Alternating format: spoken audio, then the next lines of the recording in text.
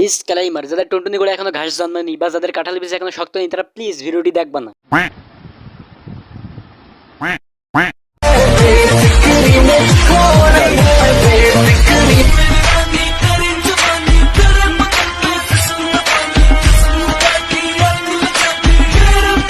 Hey guys, welcome back to my channel. I am Imran. Welcome to my new video. Link. I don't like to see viral link video. শুনলাম জান্নাত gaming এর link viral হয়েছে।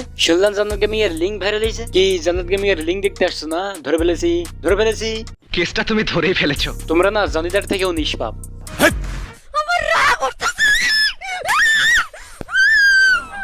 কখনো হাসি, কখনো কান্না, কখনো রাগ, কখনো হঠাৎ কথাবার্তা, আর মাঝে মাঝে লিংক ভাইরাল করা, এভাবেই চলছে আর কি। খালি মাল কামামু। দেখো মালা, আমাদের দেশে না গুজবে ভরা, আর আমরা বাঙালিরা গুজবে বিশ্বাস করিও খুব। সঠিক বলেছেন। আসলে যে লিংকটি ভাইরাল হয়েছে এটা কি সত্যি জান্নাত গেমিং এর নাকি অন্য কারণ, সেটা আগে জানতে হবে। না জানে লাফালাফি করার কোনো মানেই হয় না।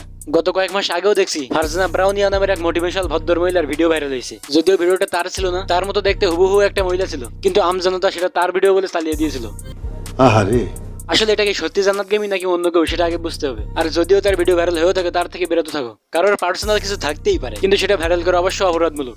হ্যাঁ, এমন অ্যাঙ্গেল ছিল যে অ্যাঙ্গেল থেকে বোঝা যায়, মানে এই সাইডের মতন এই সাইডের একটা অ্যাঙ্গেল ছিল, ওইখান থেকে বোঝা যাচ্ছিল যে ওটা আমি, কিন্তু ভাই ওটা আমি না ভাই, আমি অরিজিনাল ড্রাইভিংটা দিছি। আসলে ভিডিওতে যে মেয়েটিকে দেখা যাচ্ছে এটা আসলে জান্নাত না, এটা হলো তামিল বা তেলেগুর একটা মেয়ে, যার সাথে জান্নাত গেমিং এর চেহারা 99% মিল রয়েছে।